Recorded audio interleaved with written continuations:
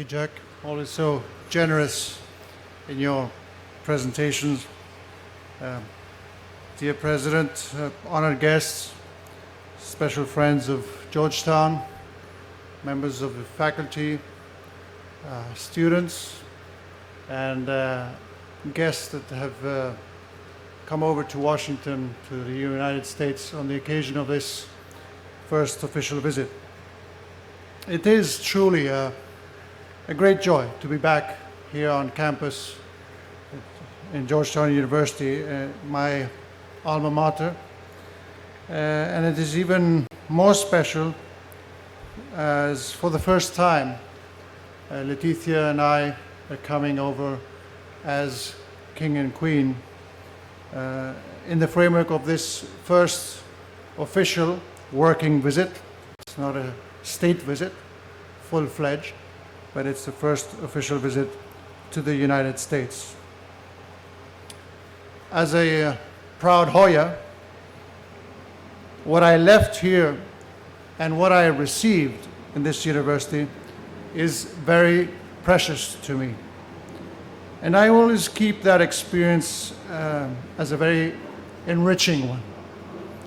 In my mind, I never really left completely this campus because I have the chance to test in real life all what I learned here about the complex world of international relations, which is ever more increasingly relevant in the world of politics. Mind you, I'm not going to lecture on international relations and foreign policy. If you feel relieved. I also keep many good friends with whom I regularly keep in touch. And I have actually visited Georgetown a number of times over the years to participate in different events, to also support the chair, Prince of Asturias chair, that is now 15 years running, and a good example, as was mentioned this afternoon, of academic collaboration. And I'm really proud of the work that the chair has done and all the professors that have been here teaching students in Georgetown. But of course, this is a great occasion, a very special one. As Spain's new head of state, I represent now a modern country with very ancient roots, one which shares many values, affinities, interests, and history with this great country, the United States of America. Georgetown is a very prestigious institution.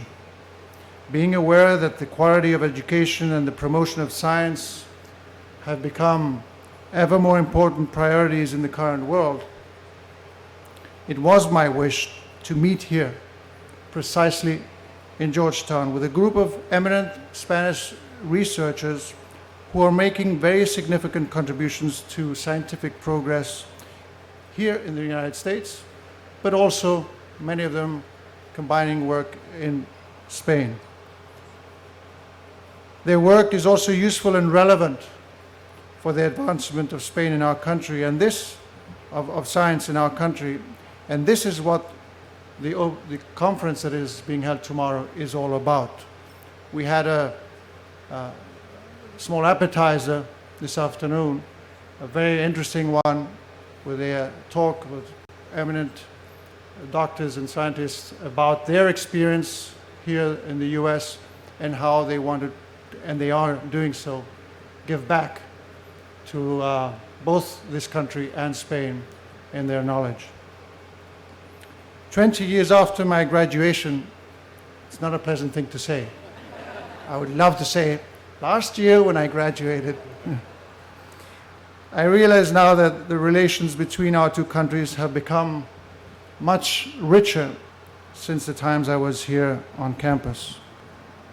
I feel proud to witness Spanish companies invest more in the United States today than American companies in Spain, when that is a very large amount of investment.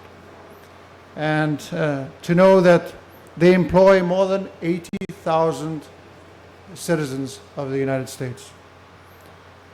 It is also great to state how Spain is the second preferred destination overseas for American students. And I know this for a fact because not only do I have the figures from Spain, but Dr. Alan Goodman, who was also my dean in the School of Foreign Service and the master's program in the IIE in New York, gave me that figure. We receive up to 25,000 US students per year in Spain. Let me also tell you that Spanish is the second most spoken language in the United States, as well as the second language for international communication worldwide. Finally, I must underline that our friendship as nations and people has grown strongly. Today in Spain and the United States are closer than ever, not only in NATO, but also facing new challenges together on the global theater. For me now, it is a tremendous honor to serve as a head of state and to be part of this great time in our bilateral relations, some that rely on the experience and I follow the footsteps of my father and my mother, that they have been active part of this coming together with this great nation, but also we rely heavily on our common history and on the values that we share and we want to promote all over the world. Dear President De Joya, let me thank you once again for the warmest possible welcome to this institution so dear to me. This visit is also special in a way because I've been able to show my wife, even though we have been here once before, briefly, I've been able to show her why I like coming back and why I so often talk about my time at Georgetown.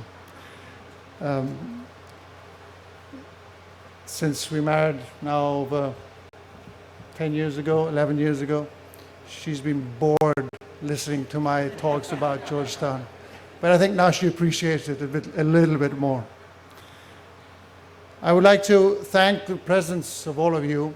I'm especially grateful to see some professors of mine in this room. By the way, this is a fine piece of architecture in Georgetown I had never seen before.